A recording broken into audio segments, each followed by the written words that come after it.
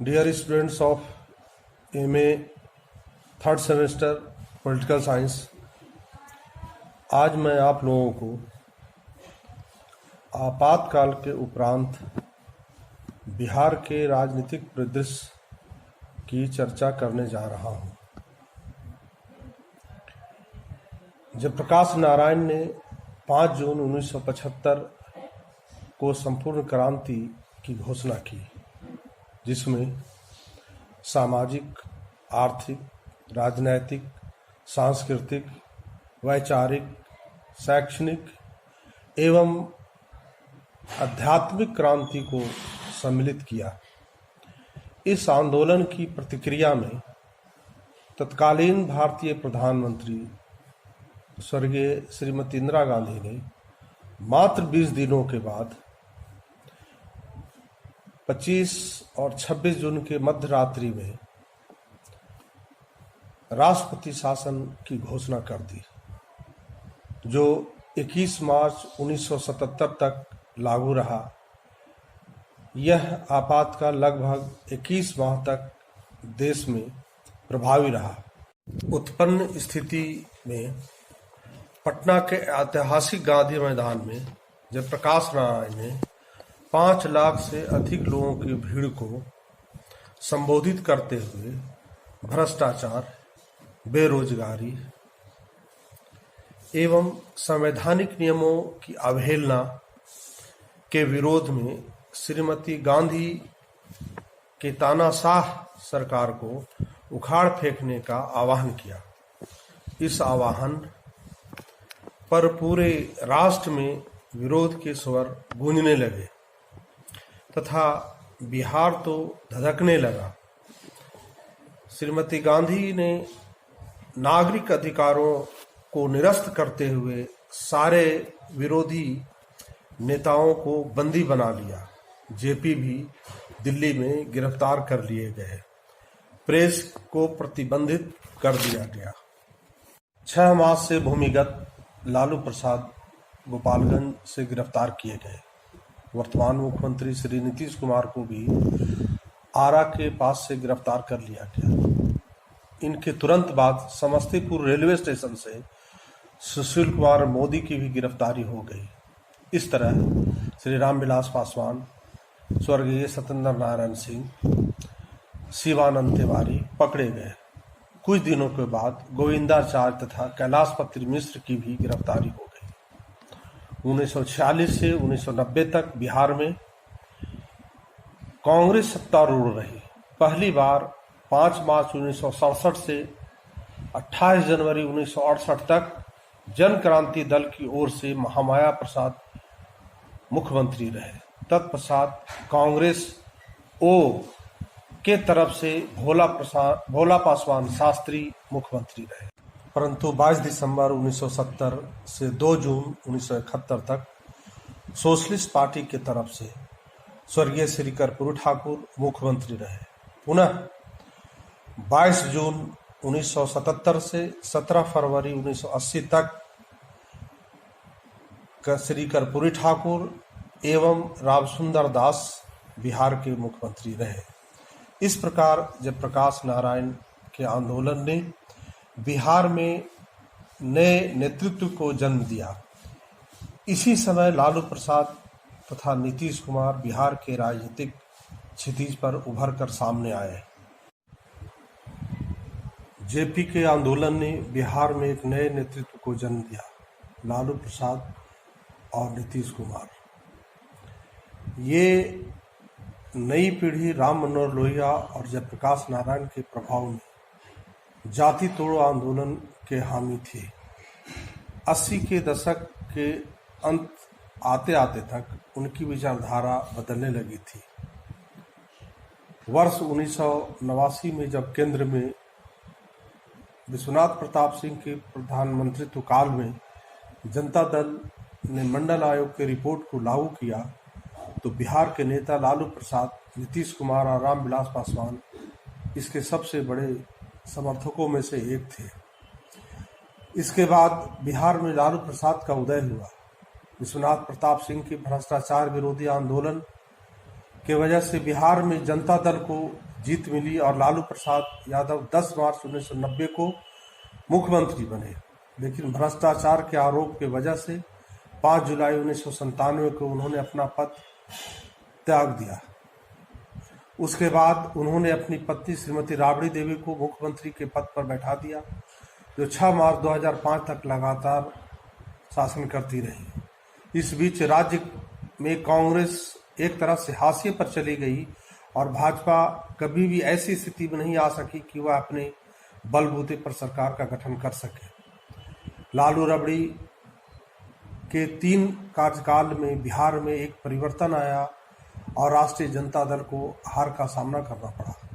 त्रिशंकु विधानसभा उभरी।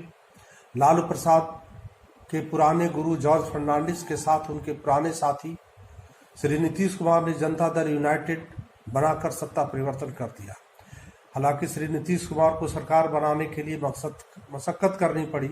7 मार्च 2005 को बिहार में राष्ट्रपति शासन लागू कर दिया गया, परंतु श्री नीतीश कुमार ने भाजपा के समर्थन से 24 मार्च 2005 को पुनः बिहार में सरकार का गठन कर दिया।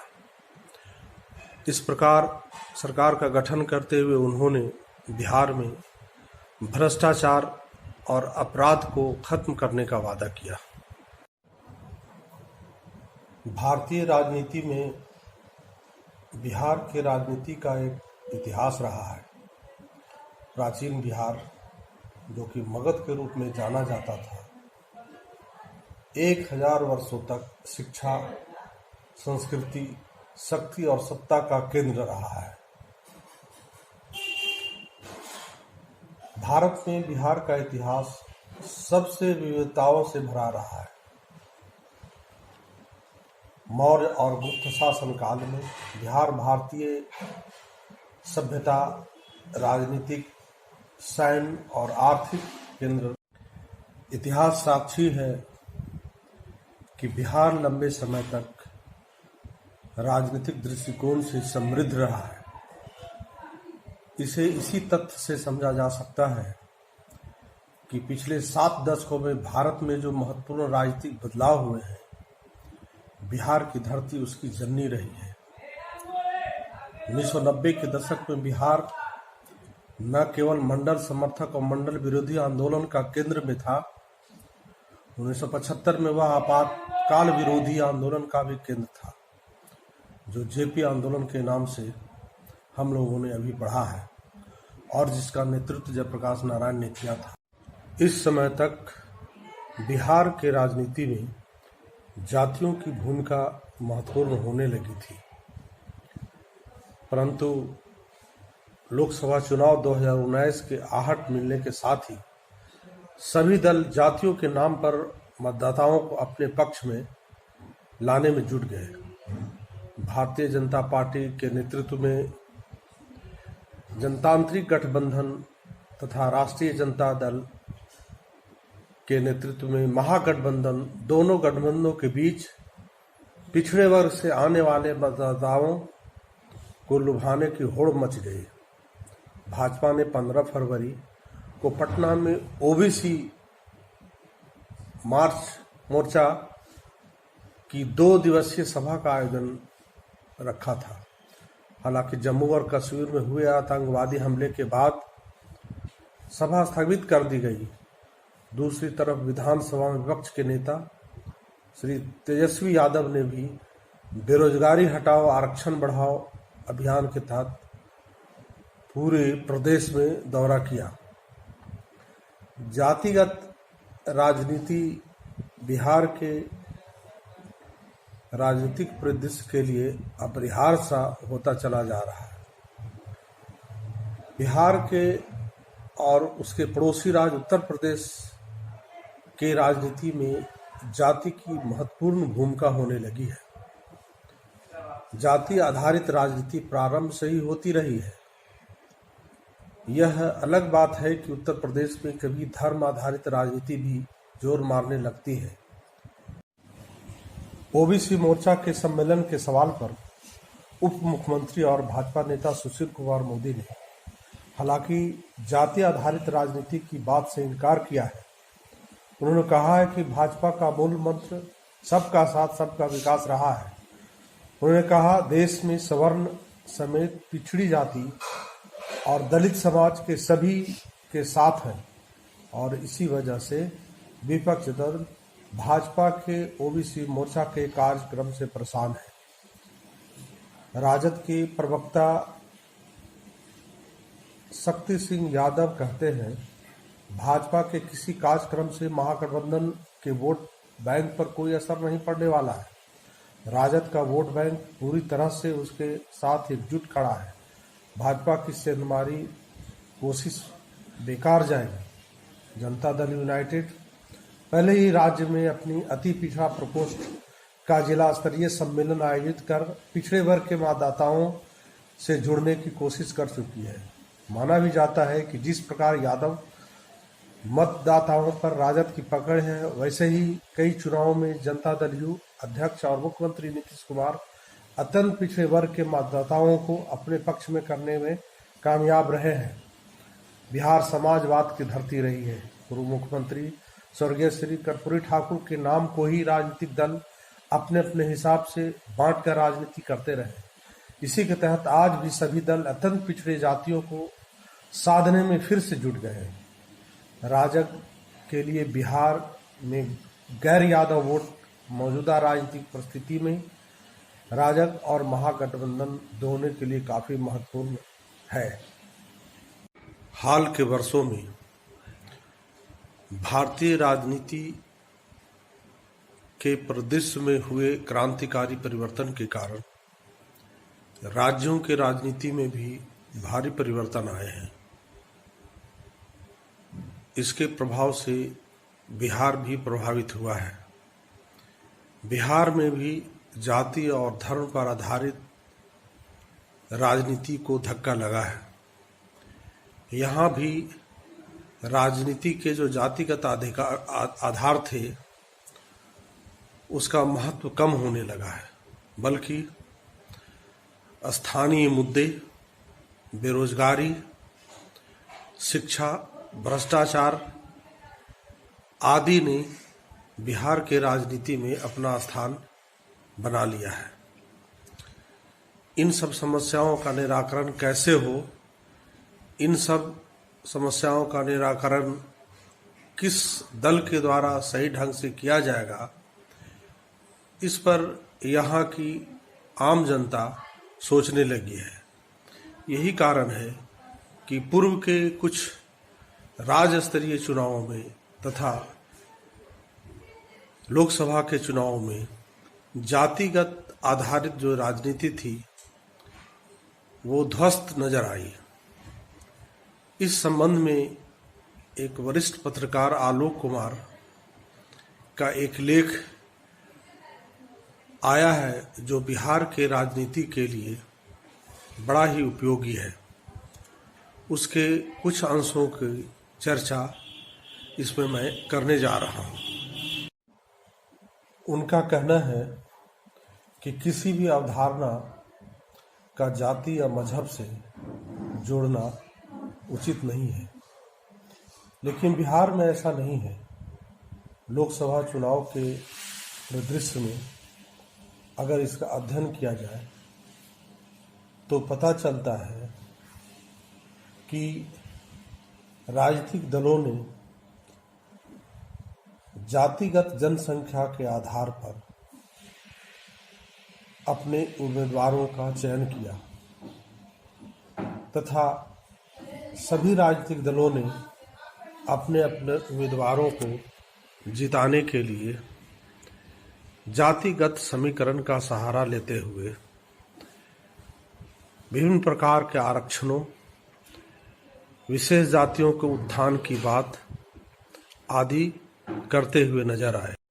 लेकिन इस सब से अलग पिछले 8 सालों में बिहार की बहुप्रचारित सुशासन कमान संभालने और चुनावी मुहिम में अपनी अलग पहचान बनाने की कवायद रखने वाले श्री नीतीश कुमार सवालों के घेरे में हैं। जो नीतीश कुमार आज वोट हासिल करने के ललक में जाति बंधन तोड़ने वाले राजनेता के रूप में अपनी एक पहचान बनाने को लालायित दिख रहे हैं और ऐन चुनाव के वक्त अपनी एक अलग पहचान बनाने की फिराक में इस यथार्थ को कि बिहार की राजनीति जाति के इर्द गिर्द घूमती है झुठलाने की कोशिश में लगे हैं। उनके बारे में सबसे बड़ी सच्चाई तो यही है कि वे खुद मंडल कमीशन के पुरुष के रूप में उत्पन्न हुए थे। क्या बिहार की जनता इस सच को नहीं जानती कि 1990 के दशक में वे किसके साथ थे और उनकी राजनीति का मुख्य आधार क्या था? क्या श्री नीतीश कुमार इस बात से इनकार करने का साहस कर सकते हैं कि उनके मंडल कमीशन लागू होने के बाद आरक्षण पिछड़ों का हक की बात नहीं कही थी? क्या जिस मंच से लालू ने क्षुद्र राजनीति के तहत भूरा बाल साफ करो का नारा बुलंद किया था, उस मंच पर नीतीश कुमार नहीं बैठे हुए थे? लालू ने जाति आधारित जिस समय राजनीतिक विखंडन की राजनीति को हवा दी, क्या उस समय श्री नीतीश कुमार लालू प्रसाद के सबसे अहम रणनीतिकार नहीं थे? आज के परिस्थिति में बिहार के जनसाधारण को श्री नीतीश कुमार से ऐसी आशा है कि उनकी आज की जरूरत मध्यम, लघु और सीमांत किसानों, खेतिहर मजदूरों, ग्रामीणों और शहरी दस्तकारों, मध्यम, लघु और सीमांत उद्यमियों, असंगठित और संगठित क्षेत्र के मजदूरों, लघु, मध्यम और सीमांत व्यवसायियों के हितों एवं जातिगत भेद भुलाकर गरीब पिछड़ों के राजनीतिक और सामाजिक हक दिलाने का ज़्यादा से ज़्यादा प्रयास करें। श्री नीतीश कुमार के सत्तारूढ़ होने के बाद बिहार की जनता को ऐसी आशा जगी है कि उनकी परिस्थिति में बदलाव आने वाली है। बिहार में एक नई राजनीति, समग्र विकास की राजनीति चलने वाली है। सभी जातियों के गरीब का एक ऐसा समाज बनेगा जिसमें सारे लोगों की स्थितियों में परिवर्तन होगी और सभी लोग मूल रूप से खुशहाल होंगे। जातिवाद राजनीति का अंत होगा और राजनीति और समाज सभी गरीबी के जंजाल से बाहर निकलेंगे, मगर ऐसा 100% होता हुआ दिखाई नहीं पड़ा। हालांकि श्री नीतीश कुमार ने अथक प्रयास किया है कि बिहार के चली आ रही दयनीय स्थिति को समाप्त किया जाए, परंतु कुछ हद तक कामयाबी मिली है। फिर भी अभी बहुत सारे कार्य अधूरे पड़े हैं, जिसमें बहुत सारे तत्व बाधक बने हुए हैं।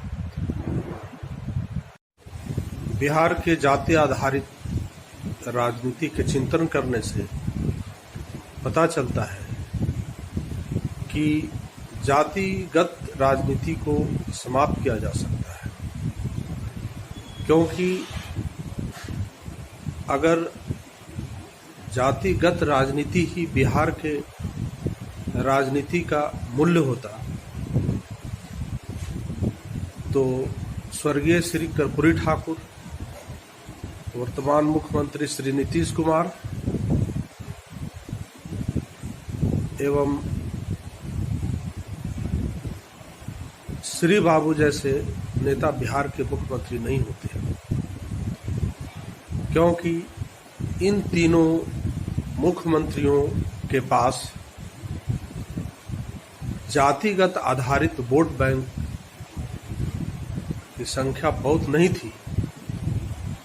फिर भी बिहार की जनता ने इन तीनों को मुख्यमंत्री के रूप में स्वीकार किया।